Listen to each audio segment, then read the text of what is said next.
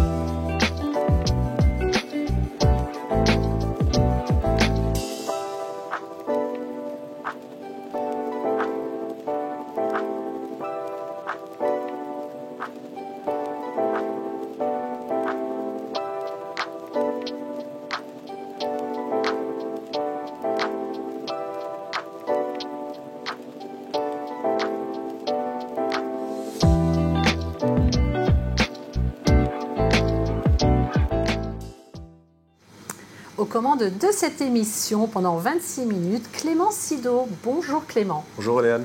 C'est un plaisir pour moi de vous recevoir Clément. Merci à vous. Alors, vous dirigez l'établissement Au Petit Louis, que l'on vient de découvrir à l'instant. Alors, vous le dirigez pas tout seul, hein, puisque c'est une entreprise familiale. Il y a Linda qui est à vos côtés tous les jours. Et vous n'avez pas appelé cet établissement par hasard Au Petit Louis? Non, Au Petit Louis, c'est une histoire de famille, avant tout. Donc, mon grand-père, mes arrière-grands-parents, c'est un nom générationnel. Et mon fils s'appelle Louis aussi. Donc, d'où le nom Au Petit Louis. Et d'ailleurs, ce sont vos grands-mères qui vous ont donné le goût de la cuisine, oui, on peut le dire. J'ai un parrain aussi qui a toujours aimé cuisiner, mes grands-parents qui ont toujours aimé cuisiner, donc ça s'est fait comme ça. Alors cet établissement, c'est une institution à Metz, puisque c'est l'ancienne taverne Amos qui se trouve à quelques pas de la caserne de Lattre Tassigny. Vous avez complètement changé la déco, on peut dire que c'est Linda plutôt qui l'a changé, oui, qui a apporté... tout l'aspect décoration, ça vient essentiellement d'elle. Voilà, elle a apporté sa patte, comme j'y étais. Vraiment, c'est un endroit très chaleureux, très convivial. Merci. Bravo en tout cas. Ah, c'est gentil, merci. Alors Clément, un chef impose son état d'esprit, son empreinte. Quel est votre état d'esprit selon vous? Nous, l'état d'esprit, c'est déjà de fabriquer tous nos produits sur place. Ça, pour moi, aujourd'hui, c'est une priorité dans notre métier, en tout cas. Et ensuite, de faire découvrir aux gens des saveurs classiques, mais moderniser un petit peu et faire quelque chose qui sorte un petit peu de l'ordinaire. Alors aujourd'hui, vous avez décidé de nous faire une recette autour de la volaille. De quoi s'agit-il? Alors c'est la cuisse de volaille farcie au mori et à l'ail des ours. Ok. Alors avant de commencer la recette, je vais énumérer les ingrédients dont vous avez besoin. Donc pour faire cette cuisse de volaille au mori et à ail des ours, ça ce sont des proportions pour 4 personnes. Il vous faut 4 cuisses de poulet, un blanc de volaille, 20 centilitres de crème fraîche, du sel, du poivre, 150 g de mori fraîche ou déshydratée et de l'ail des ours. Pour la garniture, il vous faudra des asperges vertes, des radis, red meat, des pommes de terre agria, de la purée de carottes et éventuellement des asperges blanches aussi, parce que j'ai vu que vous en avez amené. Oui, on arrive dans le début de la saison. Donc, très bien. Alors nous allons commencer. Et nous allons commencer par peut-être les légumes, c'est ça? On va commencer à commencer à blanchir nos légumes. Donc nos carottes, nos asperges. Oui. On va terminer d'éplucher. Bon, bah ça, des carottes, on en trouve toute l'année. Hein. Oui, les carottes, il n'y a pas réellement de saison. Tout à fait. Donc là, c'est facile hein, pour éplucher une carotte. Oui, il n'y a rien de plus.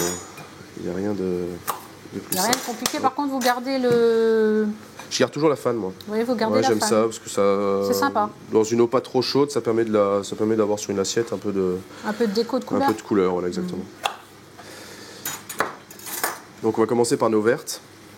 Donc toujours une eau bouillante salée. L'idéal, bon là on en a que 3. Oui. L'idéal quand vous en avez beaucoup plus, c'est de les ficeler en fait. On va les ficeler légèrement avec la ficelle de boucherie dans le bas et on les plonge dans une eau bouillante salée, toujours salée. À peu près, ça dépend de 3 minutes. 4 minutes. Alors là, vous en avez encore. Vous pouvez nous montrer un peu comment on peut éplucher une asperge verte parce qu'il y a des petits. Donc l'asperge verte, généralement, on coupe la partie là qu'on peut après réutiliser toujours. On peut toujours tout réutiliser. Voilà, pour l'idéal, c'est quand on fait des veloutés d'asperges, des choses comme ça. Voilà. On garde encore cette partie qui est encore verte. La partie blanche n'est pas bonne à manger, elle est trop dure. La partie blanche, il faut l'enlever. Et ensuite, derrière, on vient retirer. Ces petites pointes. Voilà, toutes ces petites pointes. Ça, c'est pas très... Enfin, on pourrait le manger, mais c'est pas très bon. Ouais, on va dire que c'est surtout du visuel. Hein. C'est pas forcément au niveau du plus pour goût. le Ce qu'on aime, c'est le visuel. Et certains aussi, généralement, viennent éplucher la petite partie basse, ce qui va donner un... Vous voyez ? Ah oui, d'accord, ok. Alors c'est vrai que là, on est en plein dans la saison des asperges. Hein. Vous respectez d'ailleurs le plus souvent possible hein, dans votre restaurant les saisons au niveau de vos plats. On essaye au maximum, on travaille toujours avec les saisons. Là, on va rentrer dans les fraises et tous ces produits de la saison du printemps. Donc c'est toujours agréable. Cette période-là, c'est une période qui est aimée par les cuisiniers quand même. Je trouve que c'est une très très belle saison. Tout à fait. Donc là, on a aussi quelques choux de Bruxelles. On termine tout doucement la saison. On en a encore un petit peu. Donc généralement, on vient retirer les parties un peu plus fatiguées, on va dire, sur les feuilles, pour vraiment garder le cœur du petit chou de Bruxelles. C'est pareil, ça c'est des légumes il faut toujours penser à bien les refroidir pour qu'ils gardent ce qu'on appelle la chlorophylle. Le fait qu'ils soient bien verts comme ça permet de... Déjà, c'est plus joli dans l'assiette. C'est sympa, hein, le chou de Bruxelles, c'est vrai que... Bon, moi, je trouve ça très bon, en fait. Après, on a l'habitude, on a la mauvaise image des choux de Bruxelles dans les cantines, dans les choses comme ça. C'est pas très apprécié. C'est pas quelque chose qui plaît énormément, quoi. Donc, moi, c'est pas grave, vous avez décidé de nous en proposer, c'est une bonne idée. Voilà, là on a quelques choux romanesco, c'est pareil, bon, les choux on est vraiment dedans, on sort de l'hiver donc on a encore plein de choux. On en trouve encore. Plein de choux, même des choux de couleur violet, orange, jaune, vous avez vraiment un... Puis tout ça vous pouvez trouver en Moselle, hein, donc sans trop de problèmes. Hein. C'est vrai que là aussi, vous mettez un point d'honneur à travailler le plus souvent possible avec des producteurs locaux. J'essaye au maximum. Au maximum, dès que... Bon, moi, ma femme est alsacienne, donc j'ai quelques touches quand même. Les asperges et tout ça, moi, c'est beaucoup en Alsace. Bon, j'ai appris qu'il y en avait à Montigny aussi. Oui, tout à fait, les asperges blanches de Montigny, elles sont connues.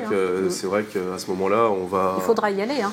On ne va pas boycotter les Alsaciens, évidemment, parce qu'on les aime bien aussi. Mais bon, si on peut prendre des produits mosellans, il faut le faire. Hein. On essaye au maximum, voilà. Donc là, je pense que nos asperges vertes sont quasiment cuites. Oui. Donc l'idéal, c'est de venir... le couteau doit rentrer dedans. Il doit y avoir une petite résistance, mais très légère. Hein. Parce que sinon, l'asperge trop cuite, ça s'effrite et en plus de ça, c'est pas beau. Donc toujours une eau glacée pour les refroidir. Ça stoppe la cuisson et ça garde la couleur, juste avant. Hein. Voilà, c'est ça.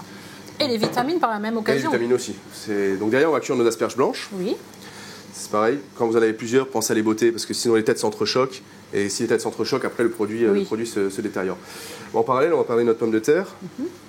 Donc vous avez choisi la pomme de terre Agria, qui est une pomme de terre de consommation. C'est ça, on a un producteur sur Nancy, donc en Meurthe-et-Moselle, pour ce qui est pomme de terre. Que faites-vous là? Donc là, on va les badigeonner d'une huile d'olive avec un peu de tandoori, sel et poivre. En fait, on va les faire façon un peu potatoes.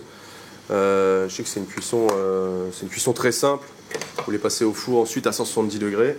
Pendant combien de temps? À peu près, on va dire 25-30 minutes selon l'épaisseur de la pomme de terre. Toujours, de toute façon, il faut toujours tout vérifier. On pique toujours avec une pointe de couteau pour vérifier que tout soit cuit. Ensuite, bon là, maintenant, on a nos asperges qui vont cuire. On va cuire après le restant des légumes quasiment ensemble, tous les légumes verts ensemble, les carottes derrière. Et là, on va pouvoir commencer la ballotine de volaille. Alors là, on va commencer maintenant. Et effectivement, on va s'attaquer à la viande, donc à cette fameuse cuisse de poulet. Donc, que l'on peut faire désosser, qu'on peut désosser soi-même, mais c'est un peu compliqué. Oui, pour des gens qui n'ont pas l'habitude ou qui ont des couteaux qui sont pas adaptés, c'est ce qu'on a souvent à la maison, on va pas se mentir. L'idéal, c'est de demander à son boucher qui vous les désosse. Il vous les fait facilement, vous l'appelez, il vous désosse, il vous laisse les cuisses de volaille. Donc la cuisse de volaille désossée, donc ça, on est d'accord, ça ressemble à cela. Donc là, en fait, elle est ouverte pour qu'on puisse, un peu comme en portefeuille. Voilà, en fait, si vous voulez, la cuisse à la base est fermée, comme ça, et vous avez l'os qui vient ici. Donc une fois qu'elle est désossée, elle ressemble à cela. Donc on va la saler poivrée.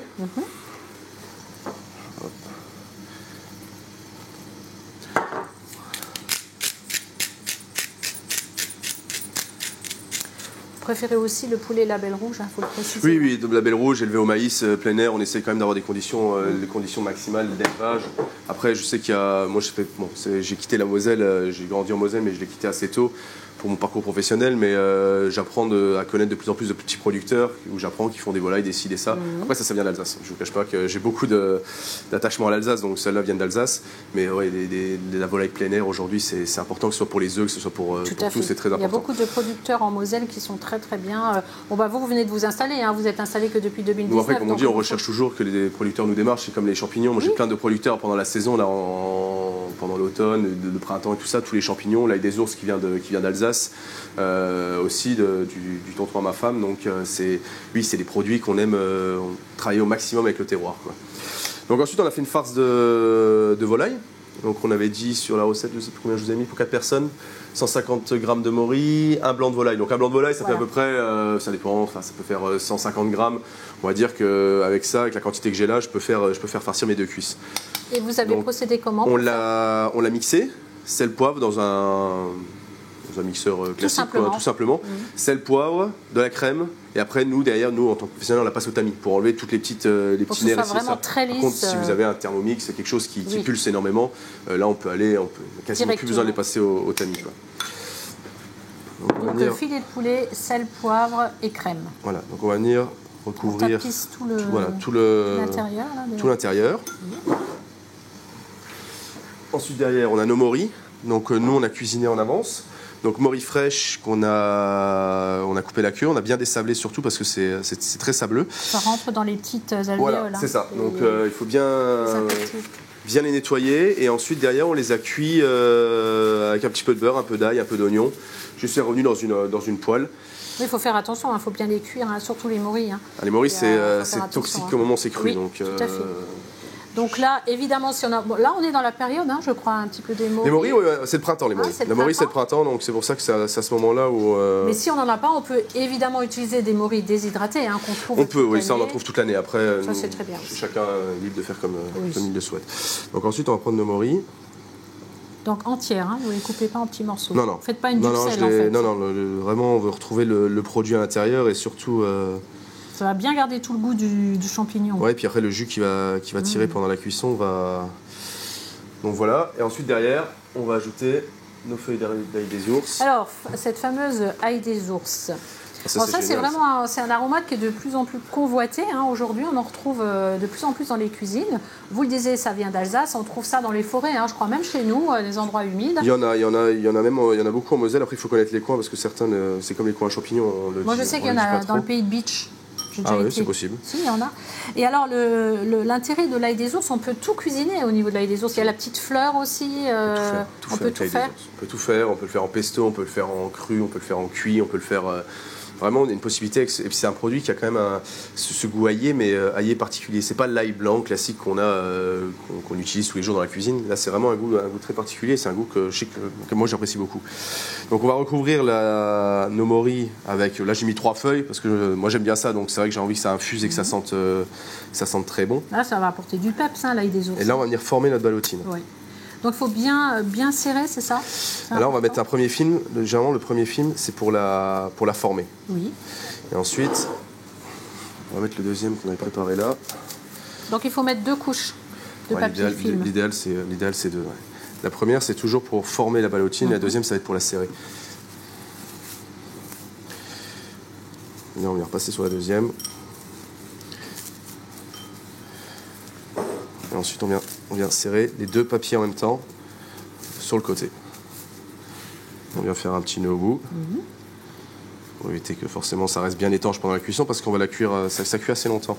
On va la cuire minimum au moins 45 minutes dans une eau à 84 degrés. Et l'idéal, c'est que nous, après, on sait comment ça marche, mais si vous voulez le sonder, c'est 72 à cœur.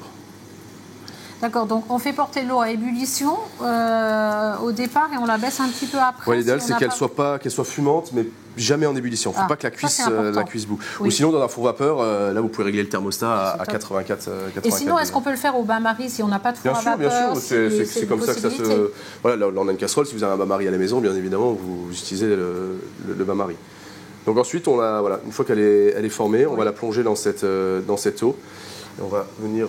recouvrir. Alors ce qui est intéressant dans cette façon de cuire la viande, c'est que ça va garder peut-être tout le moelleux, c'est ça? C'est ça, c'est que l'avantage, il y a la viande va rester le tendre. jus ne va pas s'en échapper en tout cas. Donc là-dessus, c'est vrai que c'est l'intérêt, c'est ça, quoi, c'est de garder tout le côté tendre de la viande quand on la déguste. Hein. C'est ça. Donc ensuite, là, on a rajouté quelques petits radis. Ça, alors ça, c'est pas les radis... Ça, c'est les classiques. Ah. Là, on a du radis classique. Et là, que j'avais cuit en amont parce que ça cuit un peu plus longtemps, là, on a ces fameux radis red meat, en fait, ce qu'on appelle les red meat. Parce que c'est une variété de radis qui sont beaucoup plus gros, qui sont assez allongés, que vous avez en vert, en bleu et en rouge, en fait. C'est assez sympa. C'est un peu plus sucré au niveau du goût. On a moins ce goût un peu amer du radis. Du radis classique que l'on trouve. Voilà, c'est sympa. Donc comme je vous disais, ensuite, là on l'a forcément fait chez nous parce qu'il y a quand même 45 minutes de cuisson. Oui, donc vous l'avez préparé en amont chez vous, évidemment. C'est ce que ça donne ensuite derrière. Donc au bout de 45 minutes, ça donne ça. Voilà, c'est ça. Donc là on va juste mettre un petit coup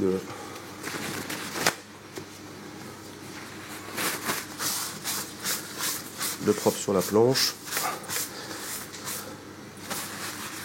Donc on a toujours dans cette casserole les petits choux de Bruxelles et le chou mosquée. Voilà, tout ça, ça cuit tranquillement. On va les refroidir. Ensuite, derrière, on va commencer à chauffer tout doucement notre poêle pour faire revenir nos asperges et tout ça.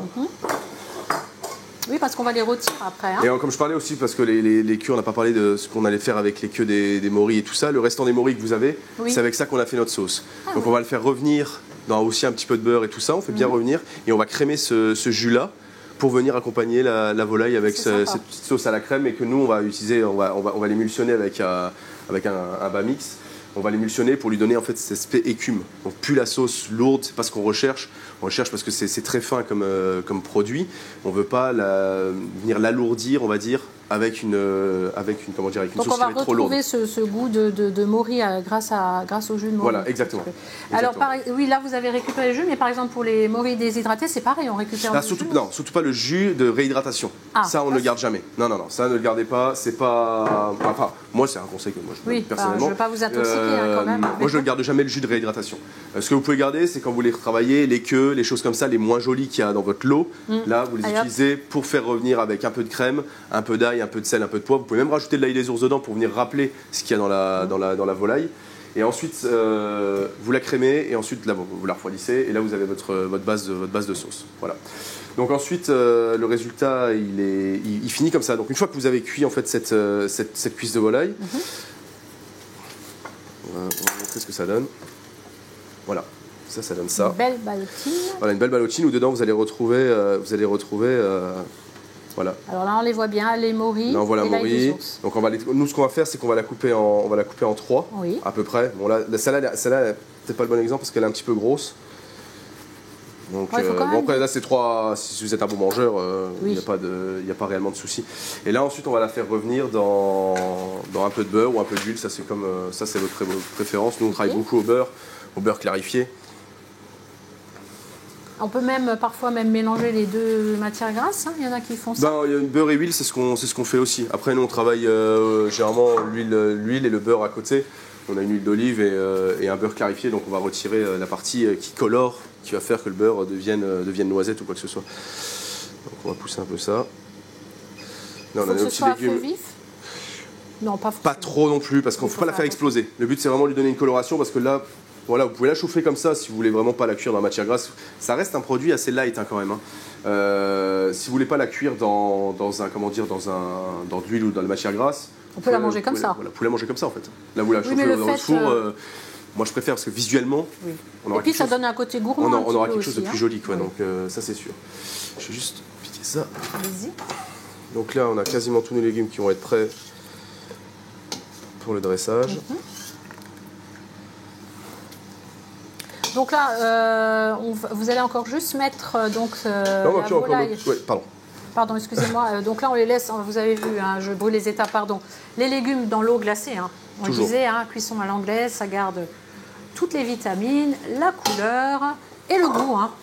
Et le goût, voilà. Donc, pour accompagner, nous on a fait une petite purée de carottes. Donc c'est pareil, quand vous avez des chutes de carottes, pareil, les choses comme ça, si vous avez des carottes qui sont pas très jolies, derrière on rajoute une petite purée de carottes pour venir accompagner. On aime toujours, nous, travailler dans le restaurant, beaucoup de légumes.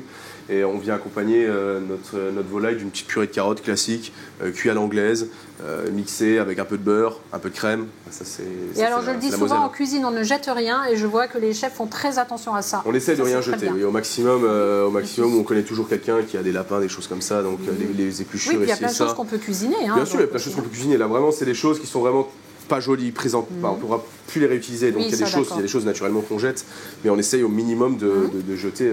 Les produits on peut les travailler jusqu'au bout, quoi. On va attendre que ça chauffe un peu plus fort. Un petit peu. Très bien. Donc là, on a terminé la recette. Oui. Donc on va encore attendre que les cuissons se terminent. Oui, tout à fait. Et puis on va se retrouver pour le plateau de dégustation. Mais avant de se retrouver pour le plateau de dégustation, Clément, il nous faut un bon vin pour accompagner ce plat. C'est idéal. Et pour ça, nous avons un spécialiste, il s'appelle Patrick Bertrand, c'est notre caviste de l'établissement Vin sur Vin à Marly. Il va nous conseiller un vin particulièrement pour cette recette. Et on se retrouve juste après.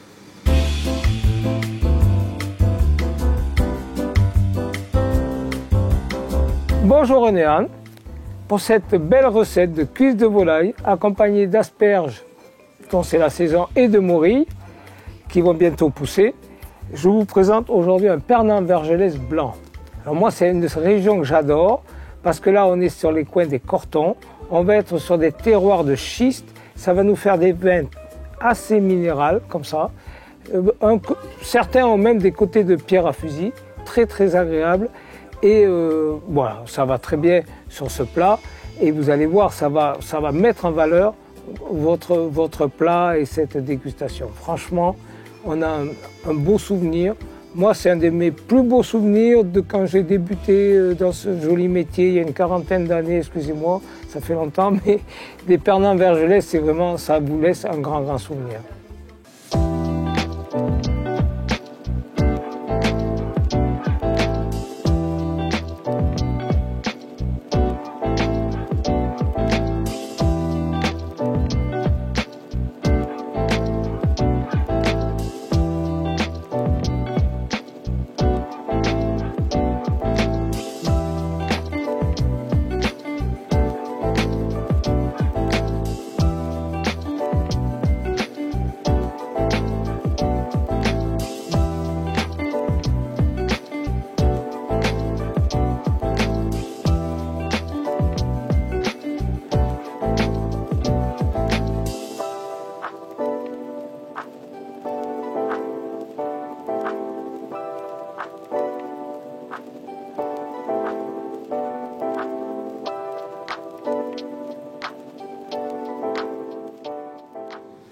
Clément, je vous ai abandonné quelques instants et j'ai bien fait parce que vous avez travaillé pendant ce temps-là. Vous avez fait 2 assiettes absolument sublimes, magnifiques, colorées, très printanières. Faites-nous un petit rappel.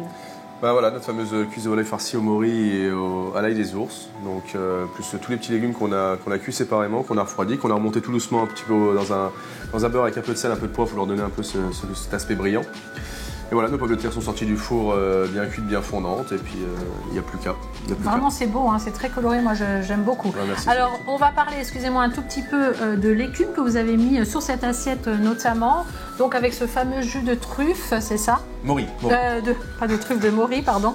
Oui, donc avec toutes les chutes de mori, on a fait ce fameux jus. Donc on met toujours une petite pointe de vin jaune aussi dedans pour rappeler un peu le côté un peu. Moi j'aime bien ce vin un peu terreux comme ça, la noix, etc. Donc vous le faites bien revenir tout ça, vous crémez un peu d'ail, un peu d'oignon.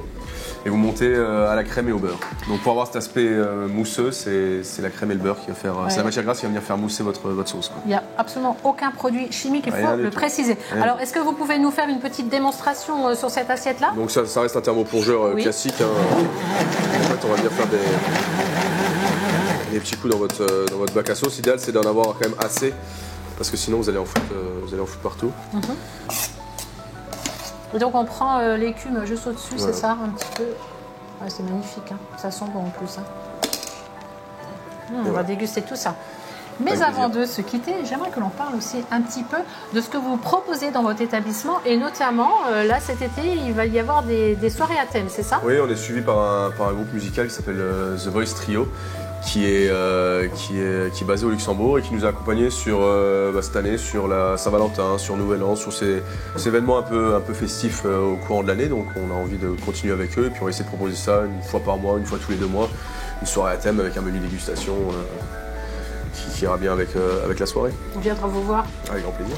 Parlons aussi de ce fameux menu du marché que vous avez mis également en place. Oui, là on a voulu développer aussi parce que pas forcément le plat du jour, mais un menu du marché qui se compose d'entrée, plat, dessert, déclinable en entrée, plat unique ou plat dessert, pour essayer de redynamiser un peu les midis en semaine, retrouver un peu la clientèle d'affaires du midi qui ont peu de temps et qui ont envie de manger bien et sans forcément devoir aller manger n'importe quoi, on va dire. Donc ça fera partie d'un de nos menus de la semaine, quoi.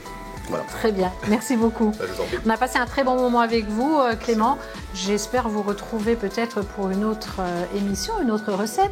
Ouais, donnez-nous l'adresse où on peut retrouver toute votre cuisine. Alors nous, on se situe au 3 avenue de Lattre de Tassigny à Metz, juste à côté de la caserne de Lattre. Voilà. Pas loin du stade du FC Metz. On viendra vous voir, vous et Linda. Avec grand plaisir. Parce que Linda est en salle et elle fait un travail considérable. Je la salue au passage. C'est vrai, je la salue aussi. Merci beaucoup. Si vous avez envie de revoir l'émission, éventuellement refaire la recette en intégralité, eh bien vous allez tout simplement sur notre site. En attendant de vous retrouver samedi prochain à 11h30 avec un nouveau chef et sa recette, je vous souhaite une très très belle semaine gourmande. Au revoir.